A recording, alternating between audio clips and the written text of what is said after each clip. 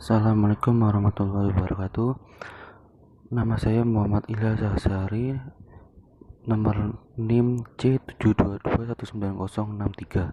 Di sini saya akan menjelaskan tentang Al-Qawaid Al-Fiqhiyah, problematika kontemporer hukum ekonomi dan bisnis Islam. Al-Qawaid Fiqhiyah. Secara sederhana, kaidah fikih atau qawaid al-fiqhiyah adalah kaidah-kaidah fikih yang berfungsi untuk memudahkan seorang mujtahid atau faqih dalam beristinbat hukum terhadap suatu masalah yang serupa di bawah salah satu kaidah yang bisa dikaitkan. Secara etimologis, kata kaidah dalam bahasa Arab qaidah memiliki beberapa arti, yaitu asas pokok, tatap, dan lainnya. Menurut Al-Tahanawi, kaidah ialah suatu patokan bersifat umum yang sesuai dengan cabang-cabangnya yang banyak untuk mengetahui hukum-hukum bagian-bagian yang lainnya. Sementara fikih menurut bahasa adalah pemahaman yang mendalam. Dalam bahasa agama, fikih dipahami sebagai disiplin ilmu yang membahas tentang hukum-hukum syariat yang bersifat praktis yang diambil dari dalil-dalilnya yang terperinci. Fikih dalam konteks ini berarti suatu produk hukum yang dihasilkan dari jalan istinbat atau ijtihad oleh para fuqaha yang berkompeten di bidang hukum Islam. Qawaid al-fiqhiyah bisa disebut juga dengan himpunan hukum-hukum syara' yang serupa atau sejenis karena ada titik persamaan atau adanya ketetapan fikih yang merangkaikan kaidah tersebut, seperti kaidah kepemilikan dalam syariat, kaidah dauman, kaidah qiyar, kaidah fasyak secara umum. Qawaid al-fiqhiyah merupakan ilmu yang sangat urgen yang mesti dimiliki para pakar hukum Islam dalam melakukan ijtihad atau istinbat al-ahkam, baik dalam masalah perbankan syariah, sosial budaya maupun politik. Karena dengan adanya ilmu ini, seluruh masalah kontemporer yang selalu bermunculan bisa dicarikan solusinya setelah dilacak terlebih dahulu di dalam nas. Tetapi jika kemudian tidak ditemukan jawabannya secara nas yang tersurat, maka disinilah penting peran ahli hukum Islam melacak dalam kitab-kitab as-salafuh silih al-muktabar dan kemudian melakukan istinbat al-ahkam dengan memadukan ilmu usul fikih dan qawaid al-fiqhiyah guna memberikan fatwa, solusi, atau jawaban terkait dengan masalah tersebut. Menurut Al-Dusari, sejarah al-qawaid al-fiqhiyah sebagai disiplin dapat diklasifikasi dalam dua fase. Pertama, fase kemunculan dan perkembangan. Kedua, fase pembukaan atau kodifikasi. Menurutnya, kemunculan qawaid al-fiqhiyah sebagai disiplin keilmuan terjadi sebelum kodifikasi atau pembukuan fikih. Beberapa ungkapan atau redaksi yang mirip seperti sebuah kaidah fikih telah muncul pada masa sebagian sahabat masa awal para tabi'in. Bahkan beberapa kaidah sudah sering terdengar dalam putusan-putusan mereka. Ad-Dusari memberikan alasan mengapa penulisan atau kodifikasi al-qawaid al-fiqhiyah terjadi pada masa yang relatif tertinggal dibandingkan dengan disiplin keilmuan fikih lainnya, yaitu karena belum terjadi kebutuhan yang mendesak pada hukum fikih saat itu. Sudah dipahami dan dikuasai melalui karya-karya dalam bidang fikih secara umum. Dan alasan yang kedua yaitu para ulama ahli fikih masih disibukkan dengan bidang keilmuan yang lain sehingga pemikiran tentang pembuatan kaidah-kaidah yang memudahkan penguasaan terhadap masalah-masalah fikih belum sempat terfikirkan. Berbagai ungkapan para ulama tentang kepentingan dan manfaat dari kaidah-kaidah fikih ini antara lain, dengan kaidah-kaidah fikih kita tahu hakikat dari fikih, objek bahasan fikih, cara pengambilan fikih. Sesungguhnya kaidah-kaidah fikih itu menggambarkan nilai-nilai fikih, kebaikan dan keutamaan serta intinya, serta menempatkan pola pikir fikih Islam yang rasional serta kemampuannya di dalam mengumpulkan fikih dan mengembalikan kepada akarnya. Dari uraian di atas bisa disimpulkan kegunaan kaidah-kaidah fikih yakni dibagi menjadi empat, yaitu dengan mengetahui kaidah-kaidah fikih kita akan mengetahui asas-asas umum fikih, sebab kaidah-kaidah fikih itu berkaitan dengan materi fikih. Yang kedua, akan lebih mudah menetapkan hukum bagi masalah-masalah yang dihadapi. Yang ketiga, akan lebih arif di dalam penerapan fikih. Yang keempat, orang yang menguasai kaidah-kaidah fikih di samping kaidah usul akan memiliki keluasan ilmu dan ijtihadnya akan lebih mendekati kepada kebenaran, kebaikan, dan keindahan.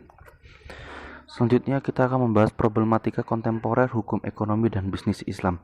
Kehadiran hukum ekonomi Islam dalam tata hukum Indonesia dewasa ini sesungguhnya tidak lagi hanya sekedar tuntutan sejarah dan kependudukan, seperti anggapan sebagian orang atau pihak.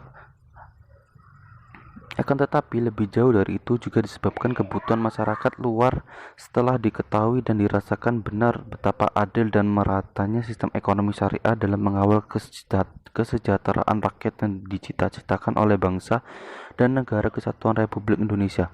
Hal ini seiring dengan perkembangan masyarakat yang semakin kritis tentang mekanisme investasi dengan sistem berbagi laba dan rugi itu diterapkan dan berdampak lebih baik.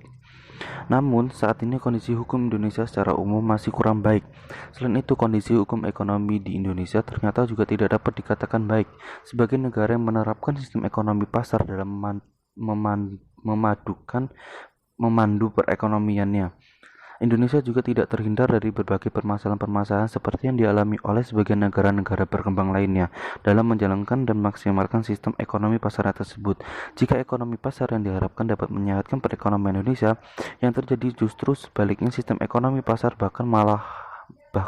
malahan menyuburkan praktik monopoli dan persaingan usaha yang tidak sehat di dalam pasar dan menyebabkan pasar menjadi semakin tidak efisien.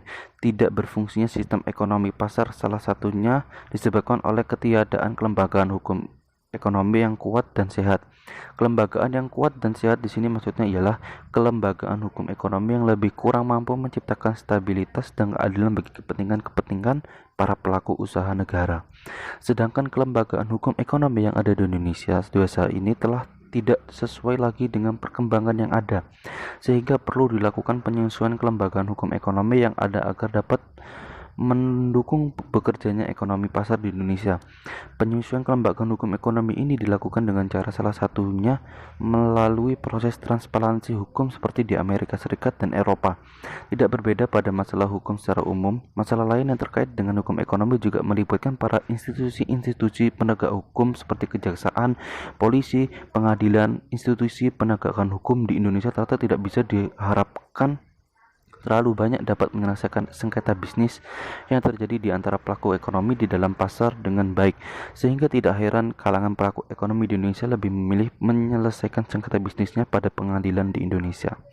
Bisnis Islam sendiri memiliki suatu karakteristik, yaitu dialektika nilai-nilai spiritualisme, di mana setiap transaksi dan aktivitas ekonomi yang ada senantiasa diwarnai dengan nilai-nilai tersebut, dengan menekankan nilai-nilai kebersamaan di antara individu dan masyarakat.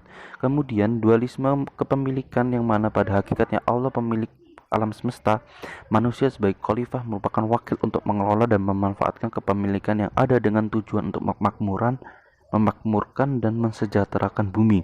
Lalu kebiasaan ekonomi, di mana manusia bebas melakukan aktivitas ekonomi selama tidak bertentangan dengan ketentuan dari Allah.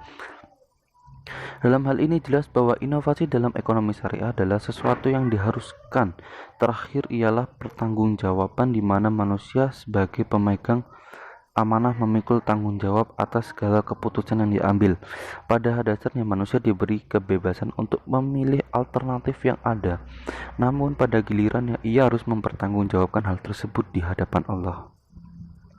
Sedangkan problematika yang dihadapi dalam mengembangkan bisnis Islam diantaranya ialah problem yang bersifat eksternal, di mana anggapan terhadap Islamic term atau sikap POBI sebagai akibat kesalahpahaman atau pengalaman historis yang keliru, di samping ketidaktahuan yang disebabkan kelemahnya mental dan keimanan.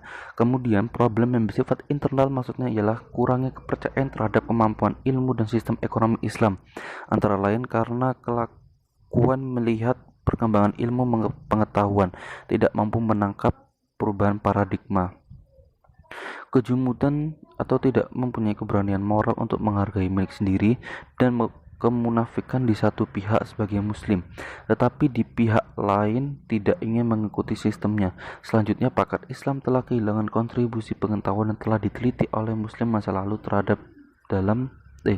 masa lalu termasuk dalam bidang ekonomi, sehingga kekurangan referensi dalam bidang ekonomi. Kemudian, dalam penelitian, kurangnya pengetahuan pakar syariah dalam bidang ekonomi. Setelah itu, penelitian-penelitian dalam bidang ekonomi belum banyak dilakukan, Meskipun ada, itu masih tertumpu pada perbankan. Dalam kajian ini perlu diperluas dalam bidang ekonomi makro dan mikro, fiskal dan moneter. Terakhir, ialah pusat pengajaran ke arah ekonomi syariah terbatas dan kurang lengkap. Dalam hal ini diperlukan sumber daya manusia yang ahli dalam bidang fikih dan ekonomi, atau kerjasama di antara pakar fikih dan ilmu ekonomi. Bukan hanya itu saja, keterlibatan pemerintah dalam hal ini juga diperlukan, sehingga usaha ke arah pengembangan ekonomi Islam dan solusi terhadap persoalan ekonomi Islam akan lebih terlihat jelas. Sekian dari saya. Mohon maaf jika banyak kesalahan dan kekurangan dalam penyampaian. Selebihnya saya ucapkan terima kasih kepada teman-teman. Assalamualaikum warahmatullahi wabarakatuh.